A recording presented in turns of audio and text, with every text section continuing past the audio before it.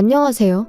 황당한 신우의 말과 그런 신우의 말이 일리 있다는 식으로 나오던 시부모님한테 경악을 금치 못하고 이혼하게 된 30대 여성입니다.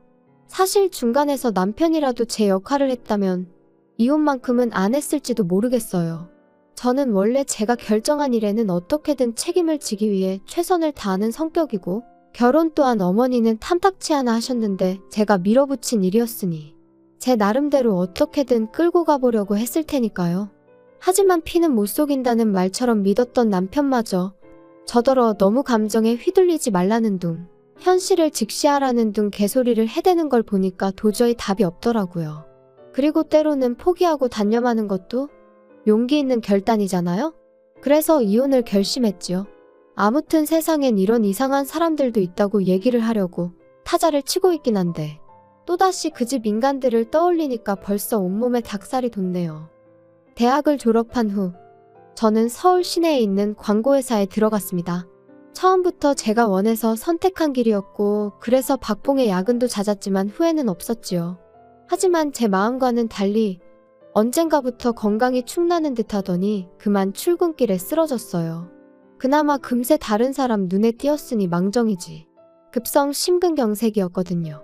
제가 원래도 심장이 좀 안 좋긴 했는데 그래도 20대에 심근경색을 겪게 될 거라곤 상상도 못했는데 말이에요. 아무튼 이 일로 어머니께선 당장 회사를 그만두라며 크게 화를 내셨습니다. 세상에 건강보다 중요한 일이 뭐가 있냐 하시면서요. 그리고 저는 결국 어머니의 뜻대로 회사를 관뒀어요. 며칠 누워있으면서 이런저런 생각 끝에 내린 결정이었지요. 직장생활 7년이면 그래도 수고했다 싶기도 했고 그리고 이후로 그간 제가 모은 돈과 어머니의 도움으로 카페를 차렸네요. 뭐 얼마나 떼돈을 벌겠다는 건 아니었고 제 밥벌이 정도만 하면 좋겠다 싶었죠. 그런데 해보니까 제가 카페 운영에 꽤나 소질이 있더라고요. 카페 운영을 시작하고 5년이 넘어갈 땐 테이블 4개로 시작한 카페가 어느덧 2층짜리 매장이 되어 있었어요. 어머니 건물에서 하는 카페였고 그러니 어머니는 월세는 안 받겠다 하셨지만 그래도 꼬박꼬박 내가며 장사했습니다. 비록 매장을 차릴 때 도움을 받았지만 이후로는 가능한 모녀 사이는 모녀 사이, 사업은 사업, 제 나름대로 확실하게 하고 싶었거든요. 한편으론 감사한 마음을 그렇게라도 표현하고 싶기도 했고요. 한편 그렇게 앞만 보고 달려오다 보니 어느새 36이었는데 솔직히 그때까지도 결혼은 생각해 본 적이 없었습니다. 사실 어려서부터 결혼에 대한 환상도 없기도 했고요. 왜냐하면 저희 어머니가 할머니를 모시고 사시면서 시집살이를 호되게 겪으셨어요. 할머니께서 말 그대로 어머니 피를 말렸죠. 걸핏하면 밥상을 엎으시고 어머니 얼굴에 물건을 던지시고 그렇게 고약스러운 사람을 본 적이 없네요. 그리고 아버지란 사람도 결국엔 자기보다 한참 어린 여자한테 정신이 팔려서는 저희 어머니한테 이혼하자고 했어요. 자기 어머니를 17년 동안 모셨는데 미안하단 말 한마디 없이요. 그런데 그런 와중에도 아버지가 딱 하나 잘한 일이 있으니 그건 이혼할 때 재산이란 재산은 싹 다 어머니한테 넘겼다는 거예요. 자기는 사랑만 있으면 된다나 어쩐다나 해가면서. 참고로 이후로 할머니는 요양원으로 모셔졌다 거기서 1년도 못 계시고 돌아가셨고 바퀴벌레 한 쌍 같던 그 둘은 결국 헤어졌고 아버지란 사람은 어디서 어떻게 된 건지 모릅니다. 죽었든 살았든 관심도 없지만요. 그런데 그런 제 앞에 남편이 나타났어요. 남편은 제가 운영하는 카페의 유제품을 납품하는 사람이었는데 솔직히 처음엔 당연히 관심이 없었죠. 나누는 대화도 거기 두고 가세요. 여기 영수증이요. 이 정도밖에 없었을 정도니까요. 하지만 몇 년 전 겨울 비인지 눈인지 엄청나게 온 날이었는데 출근하니까 카페 배관이 터진 건지 매장이 말 그대로 물바다가 되었더라고요. 그래서 아르바이트생하고 죽어라 물 퍼내고 정리하고 있는데 그날도 납품하러 왔던 남편이 그걸 보고 기를 쓰고 자기 옷까지 다 버려가며 도와주더라고요. 그리고 어쨌든 도움을 받으니 상황이 한결 수월하게 해결되었죠.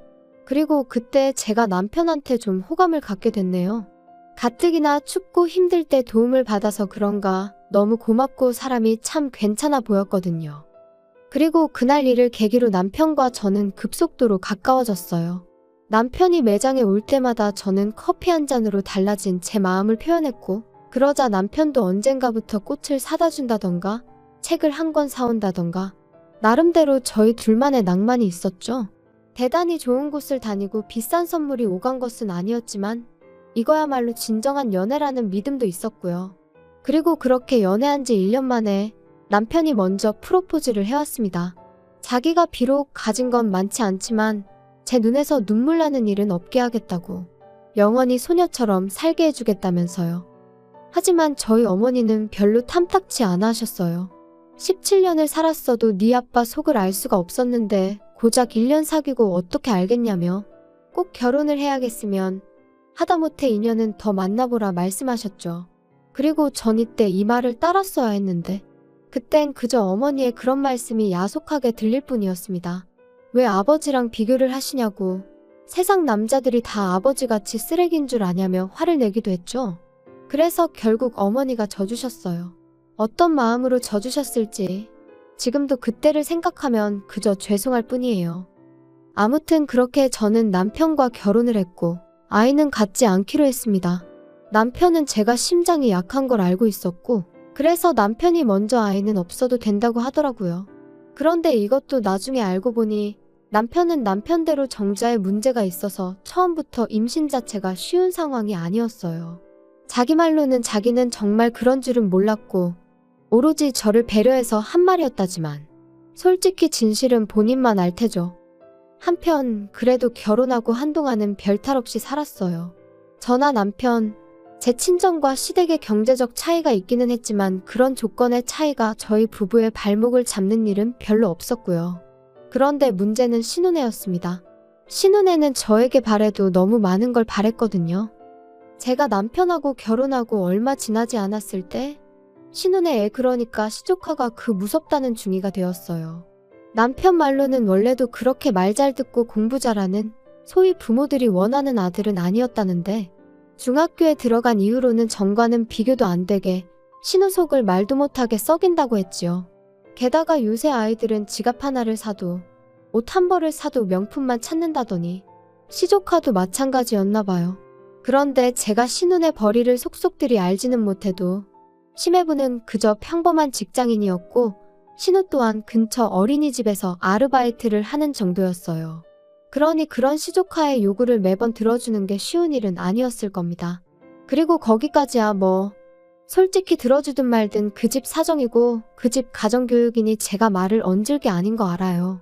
그런데 황당한 건 자기들이 못해주는 걸 제가 해줬으면 하고 노골적으로 바라더라고요.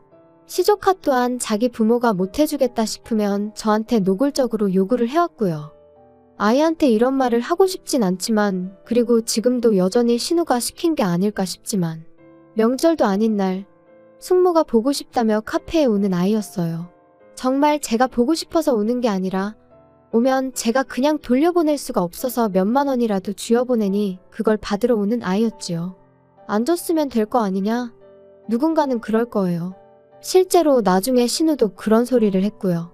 그런데 애가 1시간씩 버스를 타고 왔다는데 누가 그냥 돌려보낼 수가 있을까요? 그뿐만이 아니에요. 온 가족이 모인 자리에서 좀 있으면 제 생일인데 선물 사주실 거죠? 생일이야? 글쎄, 뭐가 필요한데? 운동화 사줄까? 에이, 운동화 말고요. 핸드폰 사주세요. 지금 있는 건 쪽팔려서 못 들고 다니겠거든요. 새로 나온 거 사주세요. 그럼 저 진짜 이제 공부 열심히 할게요. 어머어머, 진짜 누구인지 너무 기특하지 않아? 능력 있는 숙모가 있으니까 우리 진호가 공부할 맛이 나는가 보다. 하나뿐인 조카인데 좀 챙겨주거라.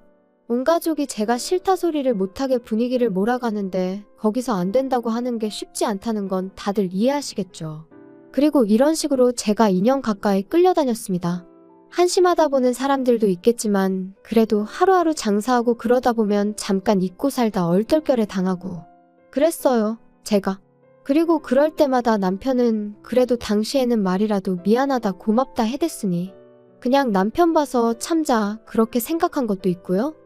그런데 그러던 어느 날 친정어머니께서 저한테 할 이야기가 있다며 밖에서 보자고 하시더군요. 그래서 카페로 오시지 왜 그러시냐니까 카페에서 할 이야기가 아닌 것 같다 하시대요. 그래서 무슨 말씀을 하시려고 그러시나 했더니 어머니가 가지고 계신 건물을 팔고 땅을 사려고 하는데 제 생각은 어떻냐고요. 어머니 재산인데 무슨 상관이냐고 전 괜찮다 했습니다. 그랬더니 너 남의 건물에서 장사하는 거 생각지도 못한 애로사항이 많을지도 몰라. 괜찮아요, 괜찮아. 신경 쓰지 마세요. 남들도 다 그렇게 사는데 나라고 못할 게 뭐 있어. 무슨 땅을 살 건지 안 물어봐? 엄마 재산인데 제가 그런 걸 뭐하러 꼬치꼬치 물어요. 그래도 한번 물어볼까? 어딘데요? 엄마랑 예전부터 알고 지내던 그 식당 하는 이모 기억하지? 그 이모가 파는 땅인데 엄마가 보기엔 사도 될 것 같거든? 마침 건물 제값 쳐주겠다는 사람도 있고. 저는 어머니께 저는 조금도 신경 쓰지 마시라고 했어요. 진심이었습니다. 저는 어머니가 제가 카페를 차리고 자리를 잡을 수 있도록 도움을 주셨던 것만으로도 충분한 지원을 받았다고 진작부터 생각하고 있었기에 어머니가 어머니 재산으로 무슨 결정을 내리시건 그게 설령 기부였을지라도 무조건 믿고 따를 생각이었거든요. 아무튼 어머니와 헤어지고 집에 들어와 씻고 나오니 퇴근한 남편이 현관을 들어섰어요. 그리고는 저를 보더니 아까 카페 가니까 자기 없더라? 어디 갔었어? 아, 엄마 만나고 왔어. 장모님을? 장모님하고 카페 밖에서 만날 때도 있어? 아, 거의 없긴 한데 오늘은 엄마가 따로 할 이야기가 있다고 하셔가지고. 무슨 얘기? 무슨 일이라도 있으셔? 아니, 그런 건 아니고 엄마가 건물을 파실 거래. 건물을 파신다고? 갑자기 왜? 아니, 그 건물을 팔아서 뭘 하시려고? 땅 사신대. 엄마가 노후에 집 짓고 살 땅. 아니, 지금 좋은 아파트 살고 계시면서 갑자기 왜? 그래서 당신 뭐라고 했어? 안 된다고 한 거지? 내가 왜 안 된다고 해? 엄마 재산인데 엄마 알아서 하고 싶으신 대로 하라고 했지. 야, 그게 왜 장모님 재산이야? 그건 네 거지? 뭐래, 그게 왜 내 거야? 그건 엄마 거야. 미치겠네. 야, 너는 계산도 안 하냐? 아니, 그리고 사위도 자식이라는데 왜 나하고는 상의를 안 하시냐? 도대체 무슨 소리를 하는 거야? 엄마가 엄마 재산 정리하는데 왜 당신하고 상의를 해? 아무튼 당신이 신경 쓸 일 아니니까 이상한 소리 좀 하지 마. 생각지도 못한 남편의 반응에 저도 기분이 팍 상했고 남편이 한 말을 도무지 이해할 수가 없었죠. 그런데 그렇게 일주일쯤 지났을까? 남편이 저더러 얘기 좀 하자더니 자기가 여기저기서 알아봤는데 장모님이 진짜 큰 실수하시는 거라고 저더러 말려야 된답니다. 그래서 그게 무슨 소리냐니까 그 이모가 판다는 땅은 아무짝에도 쓸모없는 땅이라고 그 이모가 저희 엄마한테 사기를 치는 거라고요. 그러면서 빨리 장모님한테 전화를 드리라고 어찌나 성하던지. 결국 남편이 보는 앞에서 어머니한테 전화를 걸었어요. 그리고 저희 어머니가 전화를 받기가 무섭게 남편이 제 손에서 핸드폰을 낚아채 가더니 장모님, 아직 건물 팔고 그러신 거 아니죠? 파시면 안 돼요. 그 사신다는 땅도 아주 쓸모없는 땅이에요. 제가 다 알아봤어요. 어? 갑자기 이게 다 무슨 소리야? 어디서 무슨 소리를 듣고 온 건지는 모르겠지만 흥분 좀 가라앉히게. 건물도 팔았고 땅도 이미 샀어. 아, 장모님, 왜 상의도 없이 그러셨어요? 미치겠네. 보다 못한 제가 남편에게서 다시 핸드폰을 빼앗았고 어머니더러 신경 쓰지 마시라 했습니다. 어디서 뭘 듣고 와서는 저런다고 제가 잘 이야기해보겠다고요. 하지만 통화가 끝난 이후로도 남편은 어째서인지 화를 가라앉히지 못하고 씩씩거리더니 장모님이 대단히 큰 실수를 하신 거라면서 저한테도 너무 실망인이었더니 게다가 그게 끝이 아니었습니다. 이튿날 아침이 밝기가 무섭게 누군가 저희 집 현관문을 쾅쾅 두들겼고 내다보니 어쩐 일로 신우의 심해부의 시부모님까지 온 가족이 총출동을 했더라니까요. 아니, 이 시간에 다들 연락도 없이 무슨 일이세요? 내가 말도 안 되는 소리를 듣고 밤새 잠을 못 잤어. 아니, 올케 엄마가 건물을 팔고 뭐 땅을 샀다며? 그래서 내가 등기부등본을 떼봤더니 정말이더라. 근데 영규가 하는 말이 그 땅에 아무짝에도 쓸모가 없는 거라는데 이게 다 무슨 얘기야? 아니, 등기부등본을 확인하셨다고요? 진짜 미치겠다. 왜들 이렇게 저희 엄마 하시는 일에 관심들이 많으세요? 당연한 거 아니야? 그거 다 네 거잖아. 아니, 그러니까 그게 왜 제 거냐고요. 그리고 제 거라고 치면 신경을 써도 제가 써야지. 영규 씨도 그렇고 형님도 그렇고. 왜들 이러는지 모르겠네, 정말. 야, 너네 자식 안 낳을 거라며. 그럼 그게 결국 우리 아들한테 온다는 소린 거 몰라? 그러니까 내가 지금 화가 안 나게 생겼어? 뭐라고요? 어이가 없어서. 형님, 지금 진심으로 말씀하시는 거예요? 내가 뭐 틀린 말 했어? 기왕 말이 나왔으니 말이지만 아니 올케는 왜 이렇게 생각이 짧아? 아니다.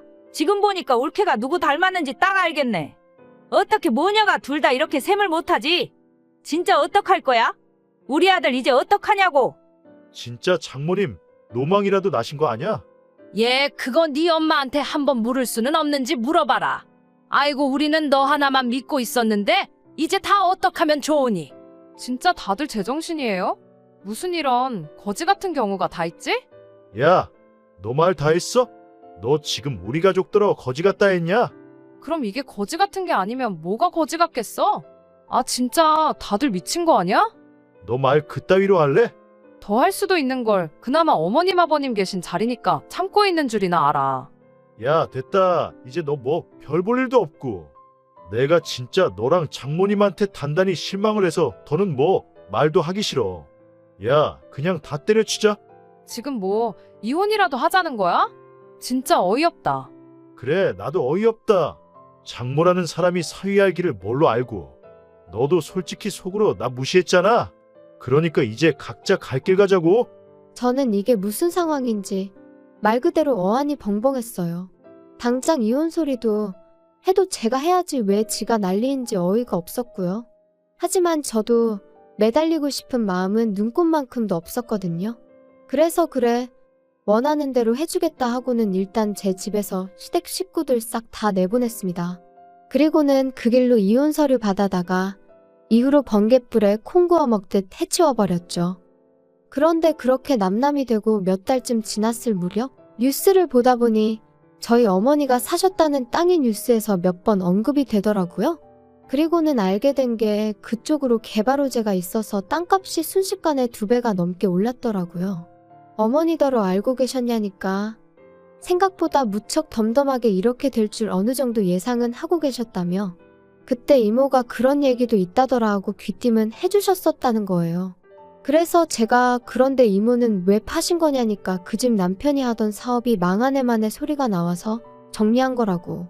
솔직히 저도 뭐 그쪽 사정이야 크게 관심이 있는 건 아니다 보니 그냥 그랬구나 하고 말았죠. 그런데 황당하게도 남편도 그 뉴스를 본 건지 아니면 어디서 뭘 주워들었는지 저한테 축하하네 어쩌네 너스레를 떨며 연락을 해왔습니다. 소식 들었어. 잘 됐다. 축하해. 왜 답장이 없어? 잘 지내지? 이런 연락하지 마. 불편하니까. 너무하네. 난 정말 축하해 주려고 연락한 건데. 근데 사실 나 너랑 이혼하고 하루도 후회 안 한 날이 없어. 내가 왜 그랬을까? 스스로 얼마나 자책했는지 몰라. 생각해보면 이게 다 누나 때문이야. 누나가 괜히 난리를 쳐서는 누나 일은 내가 미안하게 됐어. 근데 너도 우리 가족 입장이 돼서 한 번만 생각을 해봐. 서운하지 않았겠어? 내 알바 아니거든? 바빠서 전화 끊을게. 잠깐만. 그러지 말고 나한테 한 번만 더 기회를 줘. 네가 원하면 내가 장모님 앞에서 무릎이라도 꿇을게. 네 무릎이 뭐라고 꿇는 게 대수야? 필요 없으니까 연락하지 마. 잘난 니네 가족끼리 잘 먹고 잘 살던가? 아, 맞다. 잘 먹고 잘 살 돈이 없겠구나. 제 딴에는 그래도 남편 기분 잡치라고 일부러 심한 말만 골라 한다고 한 건데 그래도 막상 전화를 끊고 나니까 더 못한 게 억울하더라니까요. 진짜 길지 않은 결혼 생활이었지만 그럼에도 불구하고 그 거머리 같은 인간들한테 당한 걸 생각하면 분하고 억울한 마음이에요. 한편으론 그나마 이쯤에서 떨어져 나가줘서 고맙기도 하지만요. 아무튼 혹시 주변에 뭐라도 하나 더 뜯어갈 궁리만 하는 사람들이 있다면 때로는 눈에는 눈, 이에는 이라는 심정으로 자존심 한번 시원하게 긁어주고 손절하는 것도 나쁘지 않은 것 같아요. 너무한다고 생각하는 사람도 있겠지만 적어도 제 경험상 기분이 아주 조금은 풀리더라고요. 어떻게 마무리를 해야 하나 싶은데 내일은 날씨가 오늘보다 좀 더 따뜻하다대요? 사랑하는 사람들과 맛있는 것도 드시고 즐거운 하루 되시길 바라겠습니다.